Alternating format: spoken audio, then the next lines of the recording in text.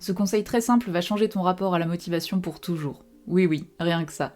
Aujourd'hui, on parle de motivation et de comment la trouver même quand on n'est jamais motivé. J'espère que ça te sera utile, alors on commence tout de suite.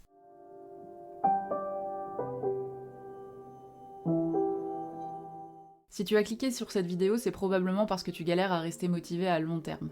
En l'occurrence, sur cette chaîne, on parle surtout d'écriture de romans, et niveau projet à long terme qui demande beaucoup de motivation et de discipline, ça se pose là, et c'est pour ça que j'ai voulu t'en parler dès le début de la chaîne. Alors, un petit point sur mon histoire pour que tu comprennes pourquoi je me permets de te donner des conseils aujourd'hui sur la motivation. Donc, je suis auteure de fantasy, mais je suis aussi conseillère pédagogique de métier depuis presque 10 ans. Ça veut dire que j'ai un master en sciences de l'éducation et que je passe mon temps, quand je suis pas en train d'écrire, à donner des conseils à des étudiants et à les accompagner sur leur méthode d'apprentissage. Basiquement, je sais comment le cerveau fonctionne, et crois-moi, la motivation pour écrire un long rapport de stage ou même se lever pour aller en cours tous les jours, c'est au cœur de mon métier et de ma formation, et c'est aussi quelque chose avec lequel j'ai eu des difficultés moi-même pour réussir à avancer dans mes projets de roman. Je sais que ça peut paraître vraiment difficile de lutter contre la procrastination, d'avoir terriblement envie d'aller au bout d'un projet sans réussir à s'y mettre, donc sans plus attendre, on commence avec le seul conseil dont tu as besoin pour avancer dans tes projets et trouver la motivation, et ensuite je te donne 4 autres conseils bonus pour appliquer tout ça à ton travail d'écriture.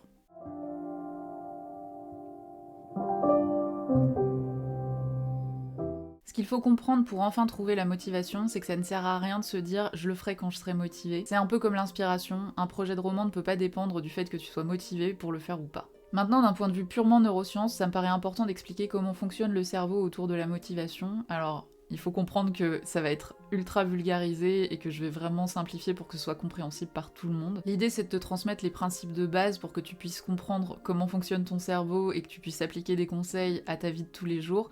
Et si tu veux creuser le sujet, je mettrai des liens vers des articles scientifiques ou des vidéos dans la description. Ce qu'il faut comprendre sont les mécanismes de récompense dans votre cerveau, la fameuse dopamine dont on entend parler à droite à gauche. Ce neurotransmetteur déclenche de la satisfaction ou un sentiment de joie quand on a réussi à réaliser une tâche. Mais elle nous permet aussi de maintenir un effort pendant qu'on réalise une tâche pour aller jusqu'au bout et ensuite obtenir une récompense.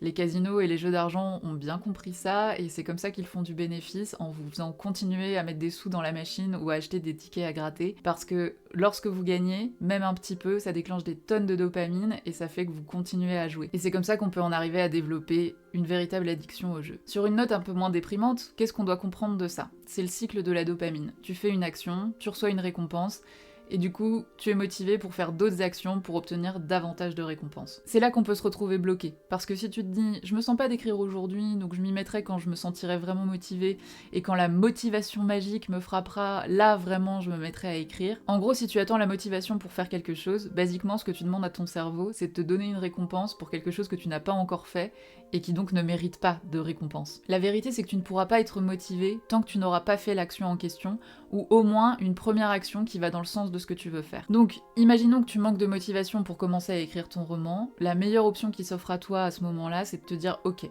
je vais écrire les 500 premiers mots, et je verrai comment je me sens ensuite, et si j'ai envie de continuer à écrire. » À ce moment-là, quand tu arrives au bout de tes 500 premiers mots, même si tu galères, même si c'est difficile parce que ça demande un effort, c'est là que tu vas recevoir une récompense dans ton cerveau sous la forme d'un shot de dopamine. Et c'est là que ce conseil devient particulièrement intéressant, parce que sur la base de ce premier shot de dopamine, ou de cette première récompense dans ton cerveau, c'est là que tu vas commencer à te sentir capable, et même excité à l'idée de continuer. Et ça va créer un cercle vertueux. Donc ce qu'il faut retenir de ce que je te dis là, c'est que comme l'appétit qui vient en mangeant, la motivation vient en faisant. Pas forcément beaucoup, mais en te mettant dans la dynamique de l'effort, tu vas pouvoir créer cette réponse neurochimique qui te permettra de continuer à rester motivé et à avancer sur ton projet.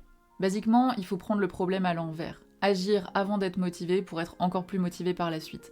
Croyez-moi, si vous le testez dès aujourd'hui, vous commencerez déjà à avoir des résultats. Tu peux encore plus renforcer cet effet positif en te donnant une récompense du type te dire que bravo, vraiment tu as réussi et t'encourager toi-même, ou en te donnant une récompense externe du type manger une glace, regarder un épisode de série, aller voir des amis. De cette façon, ton cerveau associera encore plus l'effort avec la récompense, ça va te permettre de renforcer cette boucle vertueuse, et c'est ça qui va faire toute la différence.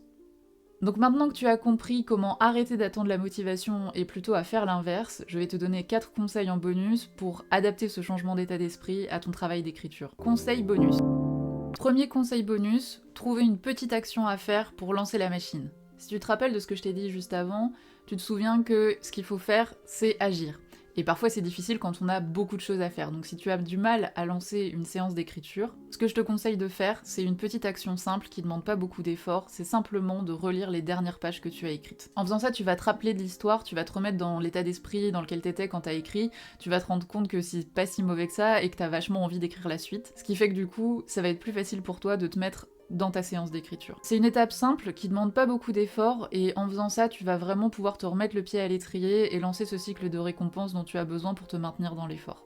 Deuxième conseil bonus, créer une routine agréable avant de se mettre à écrire. Personnellement, j'aime bien me faire un thé avant de lancer ma session d'écriture. C'est comme un signal de départ et c'est déjà une petite récompense avant de se mettre à fournir un effort. Quelle que soit la petite action que tu vas choisir pour initier le travail, que ce soit allumer une bougie parfumée, t'installer dans ton jardin ou aller faire une marche avant d'écrire, ça doit rester spécifique à l'écriture pour que ton cerveau s'habitue à se mettre au travail après avoir réalisé cette tâche. J'ai déjà parlé de la création de routine dans une précédente vidéo, donc je la mettrai en lien si tu veux plus de détails sur le sujet. Troisième conseil bonus, éliminer les distractions. Ça, c'est pas nouveau, mais c'est vraiment important. De nos jours, il y a beaucoup de choses qui déclenchent plus de dopamine dans notre cerveau que le fait de travailler.